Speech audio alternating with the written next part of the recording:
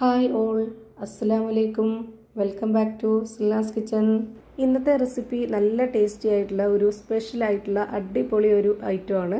നോമ്പിനൊക്കെ നമ്മൾ ഉണ്ടാക്കിയെടുക്കുന്ന തരിക്കഞ്ഞി അല്ലെങ്കിൽ റവ കാച്ചിയത് എന്നൊക്കെ പറയുന്ന ഒരു ഐറ്റമാണ്. മധുരമാണ്. നോമ്പ് സമയത്തൊക്കെ നമ്മളിവിടെയൊക്കെ നിർബന്ധമായിട്ട് ഉണ്ടാക്കുന്ന ഒരു ഐറ്റമാണ്. അതിൽ നിന്ന് നമ്മൾ വ്യത്യസ്തമായിട്ടൊരു വെറൈറ്റി ആയിട്ടാണ് ഞാനിത് ചെയ്തിട്ടുള്ളത്. ഇനി തയ്യാറാക്കുമ്പോൾ ഇതേ രീതിയിലൊന്ന് ചെയ്ത് നോക്കുക. എന്തായാലും എല്ലാവർക്കും ഇഷ്ടമാവും. നല്ല ടേസ്റ്റി ആയിട്ടുള്ള ഒരു ഐറ്റമാണ്. നോമ്പിന് മാത്രമല്ല, നമുക്ക് ഏത് സമയത്ത് വേണമെങ്കിലും ഉണ്ടാക്കി കുടിക്കണം എന്ന് തോന്നുമ്പോൾ അപ്പോൾ സിമ്പിളായിട്ട് തയ്യാറാക്കി എടുക്കാൻ പറ്റുന്ന ഒരു അടിപൊളി ഐറ്റമാണ്. അപ്പോൾ ഇതെങ്ങനെയാണ് തയ്യാറാക്കുന്നതെന്ന് അറിയാനായിട്ട് വീഡിയോ സ്കിപ്പ് ചെയ്യാതെ മുഴുവനായിട്ടൊന്ന് കണ്ടു നോക്കണേ. ഞാനിവിടെ ആദ്യം തന്നെ ഒരു കടായി സ്റ്റവിലേക്ക് വെച്ച് കൊടുത്തിട്ട് ഫ്ലെയിം ഓണാക്കി കൊടുത്തിട്ടുണ്ട്. ഇതിലേക്ക് 1/4 കപ്പ് അളവിൽ 2 കപ്പ് പഞ്ചസാര ഇട്ട് കൊടുക്കുന്നുണ്ട്. കാരമൽ പായസമാണ് അല്ലെങ്കിൽ തരികാച്ചിയതാണ് ഉണ്ടാക്കിയെടുക്കുന്നത്. അപ്പോൾ ഞാനിത് നല്ല ഹൈ ഫ്ലെയിമിലാണ് വെച്ച് കൊടുത്തിട്ടുള്ളത്. ഇത് നന്നായിട്ടൊന്ന് അലിഞ്ഞു വരട്ടെ. കാരമൽ ഉണ്ടാക്കിയെടുക്കുമ്പോൾ നമ്മൾ പ്രത്യേകമായിട്ട് ശ്രദ്ധിക്കേണ്ട കാര്യം, ഇതുപോലെ ഹൈ ഫ്ലെയിമിൽ ഇട്ട് കൊടുത്തിട്ട് നന്നായിട്ട് ഇളക്കി കൊടുത്തതിന് ശേഷം ഈ ഒരു സൈസിൽ നന്നായിട്ട് അലിഞ്ഞു വരുമ്പോൾ തന്നെ നമ്മൾ ഇതിൻ്റെ ഫ്ലെയിം കുറയ്ക്കണം. ആ ഒരു ഹൈ ഫ്ലെയിമിൽ തന്നെ വെച്ച് കൊടുത്താൽ പെട്ടെന്ന് തന്നെ അത് കരിഞ്ഞു പോവുകയും കയ്പ്പ് രസത്തിലോട്ട് പോവുകയും ചെയ്യും. നമ്മളിതുപോലെ അലിഞ്ഞു വരുമ്പോൾ തന്നെ ലോ ഫ്ലെയിമിലോട്ട് മാറ്റി കഴിഞ്ഞ് കഴിഞ്ഞാൽ പെട്ടെന്ന് തന്നെ നമുക്ക് ഉദ്ദേശിച്ച ആ ഒരു പരുവത്തിൽ കറക്റ്റായി കിട്ടും. ഇനി ഇതിലേക്ക് നല്ല കട്ടിയായിട്ടുള്ള പശുവിൻ പാൽ ഒഴിച്ചു കൊടുക്കാം. 250 ml കപ്പിൻ്റെ അളവിൽ 2 കപ്പ് പാലാണ് ഞാൻ ഇതിലേക്ക് ഒഴിച്ചു കൊടുത്തിട്ടുള്ളത്. ഇനി ഈ പാലൊന്ന് തിളപ്പിക്കാനായിട്ട് വീണ്ടും നമ്മൾ ഹൈ ഫ്ലെയിമിൽ വെച്ച് കൊടുക്കുക. അപ്പോൾ പെട്ടെന്ന് തന്നെ ഇത് നന്നായിട്ട് ഉരുകി കിട്ടും. ആദ്യം ഇതൊന്ന് ഉറഞ്ഞിരിക്കും. അപ്പോൾ നമ്മൾ ഇളക്കി കൊടുത്താൽ മതി, വേറെ പ്രശ്നമൊന്നുമില്ല. ഈ വീഡിയോസ് കണ്ടുകൊണ്ടിരിക്കുമ്പോൾ തന്നെ സിൽനാസ് കിച്ചൺ ചാനൽ ആദ്യമായിട്ട് കാണുന്നവരാണെങ്കിൽ പ്ലീസ് ഒന്ന് സബ്സ്ക്രൈബ് ചെയ്തേക്കണേ. ഒപ്പം തന്നെ ഈ വീഡിയോസ് നിങ്ങൾക്ക് ഇഷ്ടപ്പെടുകയാണെങ്കിൽ ഒരു ലൈക്ക് ചെയ്ത് ഷെയർ ചെയ്ത് സപ്പോർട്ട് ചെയ്യാനും മറക്കരുത്. ഇനി ഞാൻ ഇതിലേക്ക് പാലൊഴിച്ച അതേ അളവിൽ തന്നെ വെള്ളവും കൂടെ ഒഴിച്ചു കൊടുക്കുന്നുണ്ട്. ഇനി ഇതിലേക്ക് നമ്മുടെ ഈ ഒരു മധുരത്തിനെ ബാലൻസ് ചെയ്യാനായിട്ടുള്ള ഒരു നുള്ള് ഉപ്പും കൂടെ ഇട്ട് കൊടുക്കുക. ഇതേപോലെ തന്നെ പശുവിൻ പാലിൽ മാത്രമല്ല തേങ്ങാപ്പാലിലും ചെയ്തെടുക്കാവുന്നതാണ്. കാരമലിൽ ചെയ്തെടുക്കുന്നതുകൊണ്ടാണ് നമുക്കൊരു പ്രത്യേക മണവും ഇതുപോലൊരു നല്ല ഭംഗിയുള്ള കളറൊക്കെ കിട്ടുന്നത്.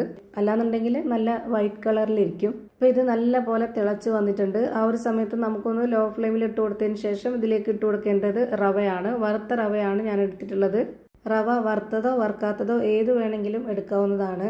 റവ ഇട്ട് കൊടുക്കുന്ന സമയത്ത് നല്ലപോലെ ഇത് ഇളക്കി കൊടുത്തുകൊണ്ടേ ഇരിക്കണം. കൈവിട്ട് കഴിഞ്ഞാൽ റവ കട്ടയായിട്ട് പോവും. അങ്ങനെ വരാതിരിക്കാനാണ് ഘട്ടം ഘട്ടമായിട്ട് ഇതുപോലെ 2 കപ്പ് അളവിൽ റവ ഇട്ട് കൊടുത്തിട്ടുള്ളത്. 1/4 കപ്പിൻ്റെ 2 കപ്പാണ് ഇട്ട് കൊടുത്തിട്ടുള്ളത്. ഇത് നല്ലപോലെ ഒന്ന് ഇളക്കി കൊടുത്തതിന് ശേഷം പിന്നെ നമുക്ക് വേണമെങ്കിൽ ഫ്ലെയിം കൂട്ടി വെച്ചിരിക്കാം, കുഴപ്പമൊന്നുമില്ല. ഇനി ഇതിലേക്ക് പാൽപ്പൊടി കലക്കിയതാണ് ഒഴിച്ചു കൊടുക്കുന്നത്. ഞാനിവിടെ ഇളം ചൂട് വെള്ളത്തിൽ ഒരു 3 ടേബിൾ സ്പൂൺ അളവിലുള്ള പാൽപ്പൊടി നന്നായി കലക്കി എടുത്തു വെച്ചിരുന്നു. അത് മുഴുവനായിട്ടും ഇതിലേക്ക് ഒഴിച്ചു കൊടുക്കാം. ഒരു 1/4 ഗ്ലാസ് വെള്ളത്തിലാണ് കലക്കി വെച്ചിരുന്നത്. പാൽപ്പൊടിയും കൂടെ ചേർത്ത് കൊടുക്കുമ്പോൾ നല്ല ടേസ്റ്റാണ്. 1 മിനിറ്റ് സമയം മതി. നമ്മുടെ റവ നല്ലപോലെ വെന്ത് കിട്ടും. അതോടൊപ്പം കുറുകുകയും ചെയ്യും. ഇതുപോലെ ഇളക്കി കൊടുത്തില്ലെങ്കിൽ പാട കെട്ടും. അങ്ങനെ വരാതിരിക്കാനാണ് ഇളക്കി കൊടുത്തുകൊണ്ടിരിക്കുന്നത്. ഇപ്പോൾ ഇത് കറക്റ്റ് പരുവത്തിന് വെന്ത് കിട്ടിയിട്ടുണ്ട്. ഇനി നമുക്ക് ഇതിൻ്റെ ഫ്ലെയിം ഓഫ് ചെയ്തിട്ട് ഇതൊന്ന് മാറ്റി വെച്ചേക്കാം. അടുത്തതായി വീണ്ടും സ്റ്റവിലേക്ക് ഒരു പാൻ വെച്ച് കൊടുത്ത് ഫ്ലെയിം ഓണാക്കി കൊടുത്തതിന് ശേഷം അതിലേക്ക് ഒരു 2.5 സ്പൂൺ അളവിൽ നെയ്യ് ഒഴിച്ചു കൊടുക്കുന്നുണ്ട്. നെയ്യ് കുറച്ച് കൂടുതലായിട്ട് വേണം, എങ്കിലേ നന്നായിരിക്കുള്ളൂ. ഇനി ഇതിലേക്ക് നമ്മൾ ചെറിയ ഉള്ളി കട്ട് ചെയ്തിട്ട് എടുത്തിട്ടുണ്ട്. വട്ടത്തിൽ കട്ട് ചെയ്താണ് എടുത്തിട്ടുള്ളത്. അതാണ് കാണാനൊരു ഭംഗിയുള്ളത്. അതുപോലെ നല്ല കട്ടി കുറച്ച് നൈസായിട്ട് വേണം കട്ട് ചെയ്തെടുക്കാനായിട്ട്. ഒരു 5 ചെറിയ ഉള്ളി എടുത്തിട്ടാണ് ഇതുപോലെ കട്ട് ചെയ്തിട്ട് ഇട്ട് കൊടുത്തിട്ടുള്ളത്. ഇനി നല്ലൊരു മണത്തിന് വേണ്ടിയിട്ട് ഒരു 4 ഏലക്ക തല്ലിയതും കൂടെ ഇതിലേക്ക് ഇട്ട് കൊടുക്കാം. ഇതിനി നന്നായിട്ട് മൂപ്പിച്ചെടുക്കണം. നല്ല മൊരിഞ്ഞ് വരണം. അതാണ് ഇതിൻ്റെ പരുവം. നെയ്യുടെ മണം ഇഷ്ടമല്ലാത്തവർക്ക് ബട്ടറിൽ ഇതേപോലെ ചെയ്തെടുക്കാവുന്നതാണ്.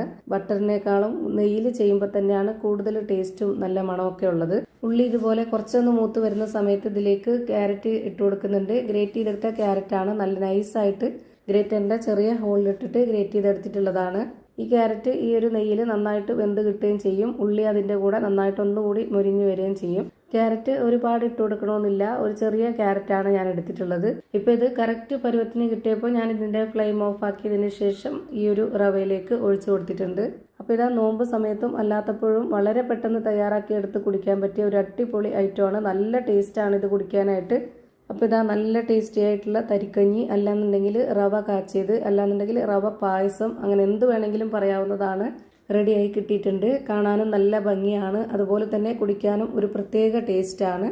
അപ്പോൾ ഇത്രയേ ഉള്ളൂ ഇന്നത്തെ വീഡിയോ ഇഷ്ടമായാൽ ലൈക്ക് ചെയ്യാനും കമൻറ്റ് ചെയ്യാനും ഷെയർ ചെയ്യാനും മറക്കരുത്. അതുപോലെ തന്നെ ഞാനിടുന്ന പുതിയ വീഡിയോസ് നോട്ടിഫിക്കേഷനായിട്ട് കിട്ടുന്നതിന് വേണ്ടി സബ്സ്ക്രൈബ് ചെയ്ത് ബെല്ലൈക്കൺ അമർത്തി അതിൽ ഓൾ എന്ന ഓപ്ഷൻ എനേബിൾ ചെയ്ത് കൊടുക്കാനും മറക്കരുത്. പുതിയൊരു വീഡിയോയുമായി വീണ്ടും വരും. Thank you for watching.